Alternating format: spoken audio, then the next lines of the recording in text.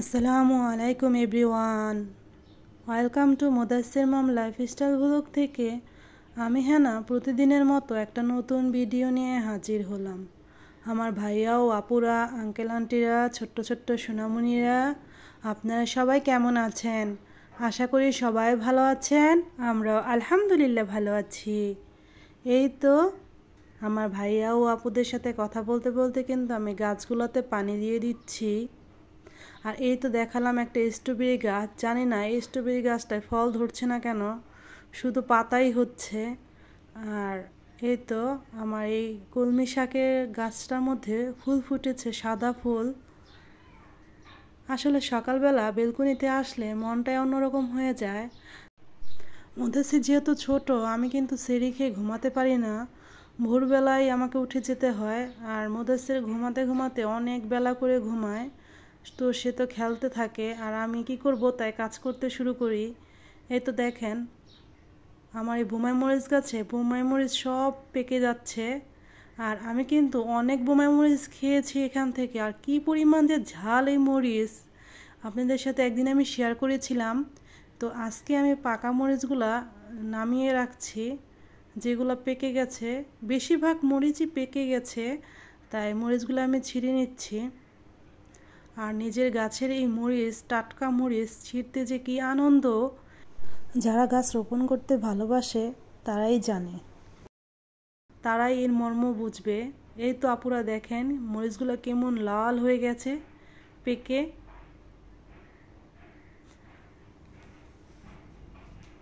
আমার ভাইয়া ও আপুদের, আঙ্কেল আন্টিদের আমি একটা কথা বলি, যারা আমার ভিডিওটা দেখতে শুরু করেছেন, দেখতে দেখতে এই পর্যন্ত চলে আসছেন, প্লিজ একটা লাইক দিয়ে পুরোটা ভিডিও কন্টিনিউ করবেন। আপনাদের একটা লাইকই পারে আমার ভিডিওটা আরও 5 জনের কাছে পৌঁছিয়ে দিতে। আর আমার ভিডিওর কোনো অংশ যদি আপনাদের একটুও ভালো লেগে থাকে, তাহলে সাবস্ক্রাইব করে চ্যানেলের পাশেই থেকে যাবেন, আর পাশে থাকা বেল আইকনটা প্রেস করে দিবেন। এতে করে আমি ভিডিও ছাড়ার সাথে সাথে নোটিফিকেশন আপনাদের কাছে চলে যাবে। আর যে ভাইয়া ও আপুরা, আঙ্কেল আন্টিরা এই কাজগুলো অলরেডি করে নিয়েছেন, তাদেরকে অসংখ্য অসংখ্য ধন্যবাদ। এই তো আপুরা আপনাদের সাথে কথা বলতে বলতে আমি ফলগুলো নামিয়ে রাখলাম। মুদাসসিরের বাবা সকালবেলা টাটকা ইলিশ মাছ নিয়ে এসেছে, আর এই তো ফলগুলো তো আমি ঢেলে রাখলাম। ফলও নিয়ে এসেছে কিছু ফল, যেগুলো শেষ হয়ে গিয়েছিল। আর এখন দেখেন বিকেল 4টা বাজে, তো আমি তো রান্না করতে চলে আসলাম। তো 4টার একটু কম হবে, হয়তো 3:30টার দিক হবে। রান্না করতে চলে এসেছি। আজকে টমেটোর চাটনি করব, এই জন্য টমেটোর চাটনি, রসুনটাকে আমি হালকা ভেজে বসিয়ে দিলাম। আমার ভাইয়া ও আপুদেরকে বলি, আমি অত ভালো করে কথা বলতে পারি না, আমার কথায় ও কাজে যদি কোনো ভুল ত্রুটি হয়ে থাকে প্লিজ ক্ষমা সুন্দর দৃষ্টিতে দেখবেন। আমার প্রতিদিনকার ব্লগগুলোতে আমি যদি আমার কথা দ্বারা কেউকে আঘাত দিয়ে থাকি বা আমার কাজে কেউ কষ্ট পেয়ে থাকেন, প্লিজ আমাকে নিজের অনেক আপনজন ভেবে ক্ষমা করে দিবেন। কারণ আজ হয়তো আমি ক্ষমা চাইতে পারছি, কাল হয়তো নাও পেতে পারি। এই তো আপুরা দেখতে দেখতে রোজা কিন্তু চলে যাচ্ছে। 4টা রোজা অলরেডি আমাদের হয়ে গেছে। তো আজকে সেহরির জন্য, তো ইফতারের জন্য আমি কি কি তৈরি করি তা দেখার জন্য আমার সাথেই থাকুন। এই তো টমেটোগুলো অনেক লাল, অনেক পাকা। আমি টমেটোগুলো দিয়ে আজকে চাটনি রান্না করব। আর মুদাসসির কাঁচা টমেটো খেতে বেশ পছন্দ করে, আর আমি একটু চাটনিটা খেতে বেশি পছন্দ করি। মুদাসসিরের বাবা কিন্তু টমেটো খায় না, সে টমেটো চাটনিও খায় না, সে একটু কাঁচা টমেটো খায়, তবে খুবই কম। যাই হোক, এই তো আমার টমেটো চাটনিটা কিন্তু হয়ে আসছে।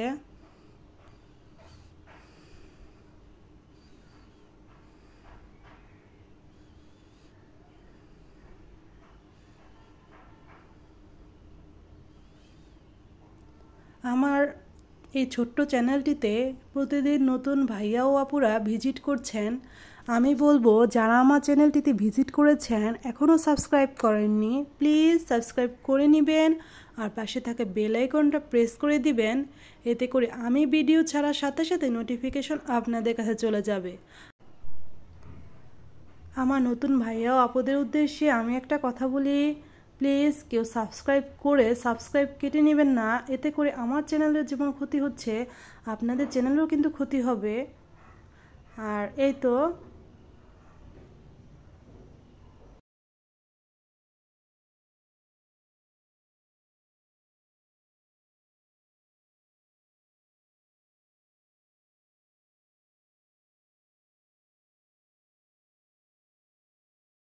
আমার টমেটো চাটনিটা কিন্তু প্রায়ই হয়ে আসছে।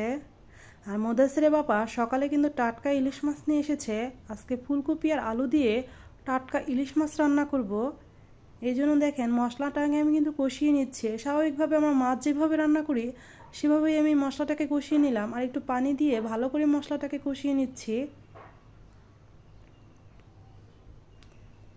আজকে বেশি একটা ইফতারি ভাজবো না, তো ভেবেছি আজকে মাছ, টমেটোর চাটনি আর ভাত রান্না করব, আর বেশ কিছু চপ ভাজবো আর ফল কাটবো। যাই হোক, ইদানিং মানে রোজার দিন খাবার যা রান্না করছি সব কিছু বেশি বেশি থেকে যাচ্ছে। আর যেহেতু আমরা সবাই রোজা থাকি, মুদাসির ছোট, শুধু মুদাসির রোজা থাকে না, আর মুদাসির তো অত একটা খেতেও পারে না, মানে খাবার নষ্ট হচ্ছে।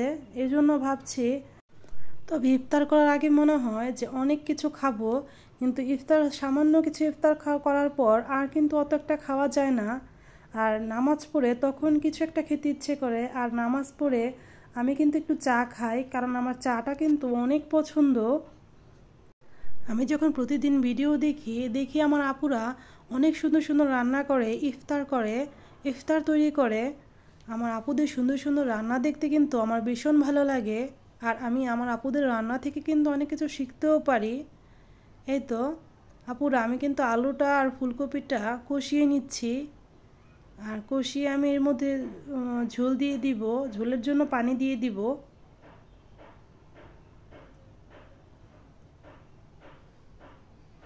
আসলে রোজা থাকলে যে একটা শান্তি, তারা রোজাদাররাই বুঝবে আসলে কি একটা শান্তি লাগে রোজা থাকলে। আর সকল কাজ করতে ভীষণ ভালো লাগে, আর কাজ করতে আনন্দও লাগে। ছোট বাচ্চা নিয়ে একটু প্রবলেম হয়ে যায়, কিন্তু মেকআপ করা যায়, কোনো সমস্যা হয় না। ছোট বাচ্চা নিয়ে কাজ করতে তেমন একটা অসুবিধা হলেও রোজা রেখে কাজের যে একটা আনন্দ, একটা স্পৃহা, এটা আমার কাছে বেশ ভালো লাগে।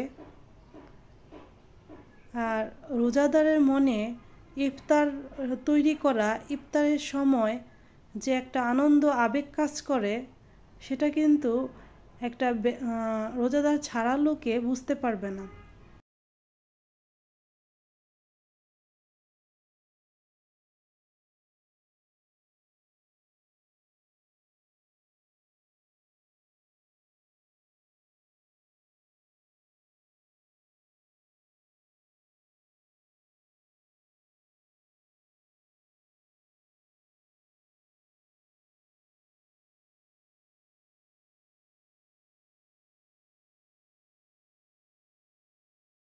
ফুলকপি আলুটা কষিয়ে ঝোল দিয়ে দিয়েছিলাম, আর যখন এটা 60% হয়ে গিয়েছে এর মধ্যে আমি ইলিশ মাছ দিয়ে দিয়েছি। আর এই ইলিশ মাছ রান্নাটা খেতে কিন্তু অসাধারণ হয়েছে। আমি যেহেতু পরে ভয়েস ওভার দিচ্ছি তাই বললাম। এই তো আমি আবার ঢাকনা দিয়ে ঢেকে দিলাম। আমি আসলে ঝোলটা একটু আঠা আঠা করতে চাচ্ছি, এতে করে ইলিশ মাছের ঝোলটা কিন্তু বেশ স্বাদ হয়।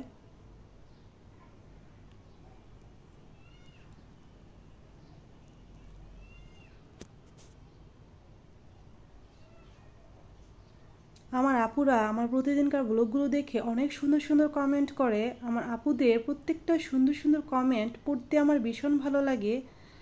আর আমি কিন্তু আমার আপুদের প্রত্যেকটা সুন্দর সুন্দর কমেন্ট ধরে আমার আপুদের পরিবারেও যাই, দেখে আসি আমার আপুদের রান্না বান্না, আমার আপুদের কাজ। খুব সুন্দর করে আমার আপুরা কাজ করে, রান্না বান্না করে। এই তো আমার কিন্তু মাছ রান্নাটা হয়ে গেছে, আমি একটু মাছটা উল্টিয়ে দিচ্ছি। যদিও বেশি নাড়াচাড়া করা যাবে না, ইলিশ মাছ তো নরম, তো ভেঙে যাবে। এই তো